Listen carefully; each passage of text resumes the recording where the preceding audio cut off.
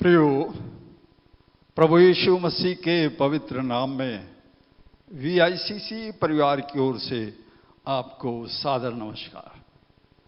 प्रियो, जब हम परमेश्वर की ओर निगाह लगाते हैं तो हमारे जीवन में बड़ी बड़ी बातें होती हैं, और वो बातें जो पूरी तरह असंभव दिखती हैं, लेकिन जब हम यहोवा परमेश्वर पर भरोसा रखते हैं तो सब कुछ बदल जाता है। इसी सिलसिले में मैं आपको बीसी 930 की घटना का जिक्र करना चाहता हूं।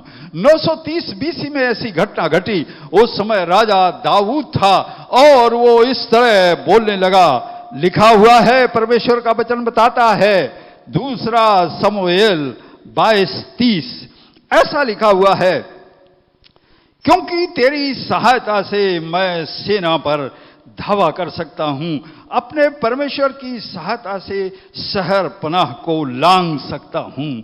हालेलुया!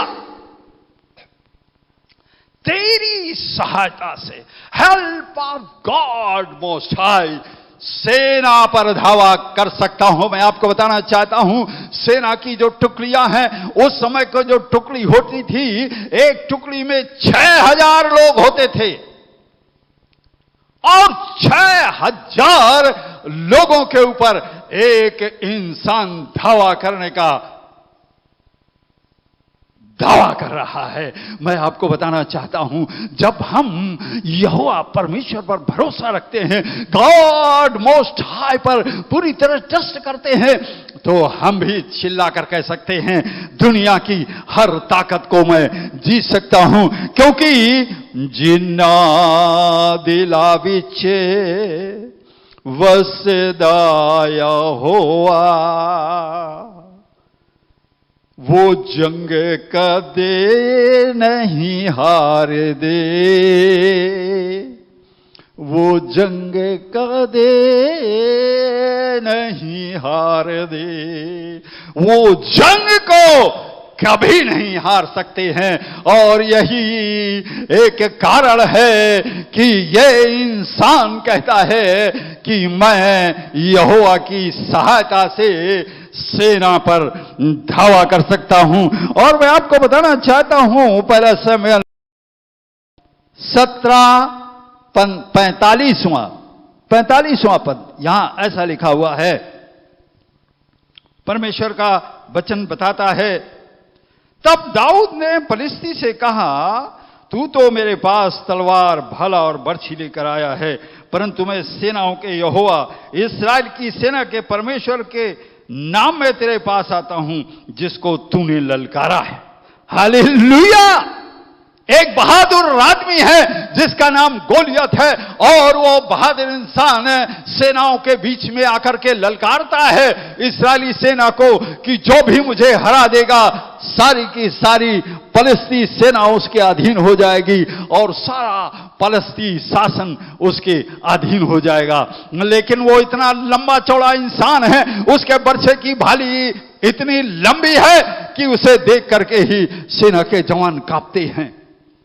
लेकिन ये इंसान जिसका नाम दाऊद है, ये दाऊद, इतिहासकार जोसेफ बता रहा है कि ये दाऊद मात्र इस समय 10 साल का है, और ये 10 साल का दाऊद उसके सामने जाकर कहता है, ए फलिस्तियों के सरदार, तू ये इतनी बड़ी सेना लिए खड़ा है, तेरे पास बर्छी है, भाला है, तेरे पास ये बड़े बड़े हथियार हैं, लेकिन मैं यहोवा परमेश्वर के नाम में तुझसे युद्ध करने आया हूं, और आज मैं सिर्फ युद्ध ही नहीं करूंगा, बल्कि तेरे सर को कलम कर दूंगा और तेरे शरीर को आकाश के पक्षियों को खाने के लिए दे दूंगा। प्रियो, मैं बताना चाहता हूं, जब हमारा भरोसा परमेश्वर पर हो जाता है तो हमारे अंदर ऐसी ताकत पैदा हो जाती है, ऐसी ताकत है जिसकी हमें कल्पना भी नहीं होती है।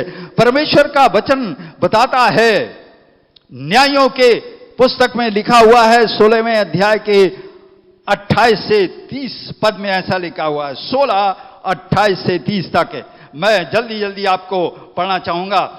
तब शिमशोन ने यहोवा को पुकार कर कहा, हे यहोवा परमेश्वर मेरी सुध ले और इस बार मुझे बल दे दिए। हे परमेश्वर, फिलिस्तियों से मैं अपनी दोनों आंखों का बदला एक ही बार ले लूं। तब शिमशोन ने बीच के उन दोनों खम्भों को जिन पर संभला हुआ था, एक को दाहिने हाथ से और दूसरे को बाएं हाथ से पकड़कर ढकेल दिया। तब शिमशोन ने कहा, पलिश्तियों के साथ मैं भी मरूं। और उसने मुड़कर अपना संपूर्ण बल लगा दिया, जैसे जिस घर में वह सरदारों और उन लोगों पर गिर गया जो उसमें थे।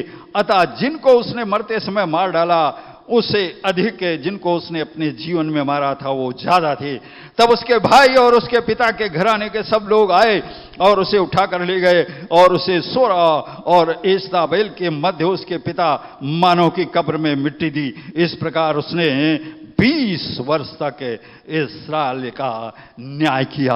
प्रियो मित्रों, मैं बताना चाहता हूं, ये एक ऐसा योद्धा है कि इसके सामने सेना टिकती नहीं थी, लेकिन ये एक ऐसे बुरी संगति में फंस गया। बुरी संगति अच्छे चरित्र को बिगाड़ देती है।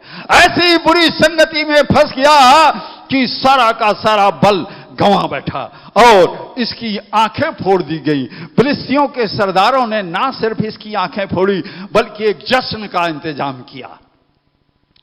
सारे साम्राज्य में ढिंढोरा पिटवाया गया कि आज इस्राएलियों के इस इंसान को आज मारा जाएगा, फांसी की सजा दी जाएगी, जानवरों से इसे खिलाया जाएगा। और उसने ऐसा इंतजाम किया, फिलिस्तियों के सरदारों को बुलवाया और सरदारों को बुलवाए। 5 सरदार, 5 राजा उस समय वहां पर उपस्थित हुए और हजारों की तादाद में उस जगह पर लोग इकट्ठे थे। और जब उस जगह पर इकट्ठे थे, ये अंधा व्यक्ति था, ये करता क्या ना करता, एक इंतजाम किया गया कि इसको सबके बीच में डाला जाए और वहां डाल करके इसके देखा जाए ये क्या करेगा। प्रिय मित्रों, मैं आपको बताना चाहता हूं, एक बार फिर ये परमेश्वर की शरण में चला गया और उसने कहा, हे परमेश्वर, बस एक बार, once more I want to power. बस खुदा एक बार मुझे वो ताकत दे दे कि मैं ये बता सकूं कि परमेश्वर सर्वे सर्वा है। दुनिया की कोई ताकत भी उसका मिलकर सामना नहीं कर सकती है। इसलिए है मेरे यहोवा, एक बार मुझे ताकत दे दे। यहोवा की ओर से उत्तर मिला, यस,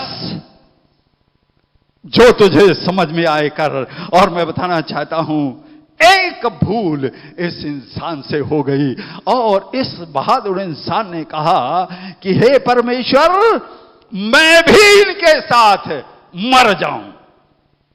बस यही गड़बड़ हो गया। अगर ये कहता है, खुदाबंद, मैं बदला ही नहीं लेना चाहता हूं, बल्कि मैं चाहता हूं कि मेरी आंखें फिर से आ जाएं और मैं चाहता हूं कि एक बार फिर मैं तेरी सेवा करने लग जाऊं। मैं चाहता हूं सारी दुनिया को मैं बता सकूं कि दुनिया का कोई भी ताकत परमेश्वर का सामना नहीं कर सकती, अल्लाह ताला का सामना नहीं कर सकती है। एक बार प्रभु मुझे पहले जैसा बना दे। मैं सोचता हूं परमेश्वर जरूर ऐसा करता, क्योंकि वो मुर्दों में जान फूंकने वाला है, अंधों को आंखें देने वाला है, लंगड़ों को चलने की शक्ति देने वाला है, गूंगों को बोलने की शक्ति देने वाला है। क्या इसको क्षमा ना करता? जरूर करता, लेकिन बस इसने गलती कर दी। हे यहोवा, मैं भी मर जाऊं। और प्रिय मित्रों, मैं आपको बताना चाहता हूं, यही हुआ। 5 राजा भी मर गए और हजारों की तादाद में जो वहां मौजूद थे, सारे के सारे लोग मर गए, क्योंकि उसने दोनों हाथ से 2 खंभों में ताकत लगा दी और वो पूरी की पूरी जो शाला थी धराशायी हो गई। हालेलुया! इसीलिए ये दाऊद कहने लगा, तेरी सहायता से मैं सेना पर धावा कर सकता हूं। इसलिए प्रियो, हमें इस बात को याद रखना है कि परमेश्वर का वचन दूसरा कुरिन्थियों के 6वें अध्याय में कुछ ऐसा लिखा हुआ है। आप इसके 6वें अध्याय को जरूर पूरा पढ़िएगा और आप पाएंगे कि परमेश्वर कैसे कैसे काम कर सकता है। मैं एक आयत को पढ़ना चाहता हूं, 8वें पद को। आदर और निरादर में, यश और अपयश में, बदनामी और सुनामी में धोखा देने वालों के सदृश समझे जाते हैं, फिर भी हम सच्चे हैं। We are true. दुनिया आपको नहीं समझ सकती है। अगर आप परमेश्वर के भक्त हैं, सच्चे भक्त हैं, तो मैं आपको बताना चाहता हूं, दुनिया वाले लोग आपका मजाक उड़ाना शुरू कर देंगे, क्योंकि दुनिया की समझ से वो बाहर है। दुनियावी लोग परमेश्वर की शक्ति को, परमेश्वर की सामर्थ को नहीं जान सकते हैं। इसलिए लिखा हुआ है, बदनामी में, सुनामी में, दुख में, दर्द में, परेशानी में हमको लोग बुरा समझते हैं, हमको लोग धोखा देने वाले समझते हैं, लेकिन हम ही सच्चे हैं। प्रियो, मैं आपको बताना चाहता हूं, जो यहोवा परमेश्वर पर भरोसा रखने वाला है वो ही सच्चा होता है। फिर उसके सामने चाहे जितनी परेशानियां आ जाए, चाहे जितनी मुसीबतें आ जाए, वो किसी की परवाह नहीं करता है। इसलिए वो कह सकता है कि मैं सेना पर धावा मारता हूं, सेना को हरा सकता हूं। इसलिए याद रखें, अगर कलीसिया वो कलीसिया जिसे स्वर्ग में उठाया जाना है, अगर उसके अंदर ये पावर पैदा होता है, उसके अंदर ये भरोसा पैदा हो जाता है, trust between faith is the many differences. अगर आप भरोसे वाले हैं, भरोसा और विश्वास दोनों में भारी अंतर है। इसलिए भरोसे को पैदा करना है। इस इंसान ने भरोसे को पैदा कर लिया और जिस भरोसे के बल पर ही चिल्ला उठा, सेना पर धावा कर सकता हूं। इसलिए परमेश्वर आप सबको आशीष दे, और मैं चाहता हूं, मेरी प्रार्थना है कि हर एक के अंदर यही विश्वास पैदा हो जाए। प्रभु आप सबको आशीष दे। जय मसीह की।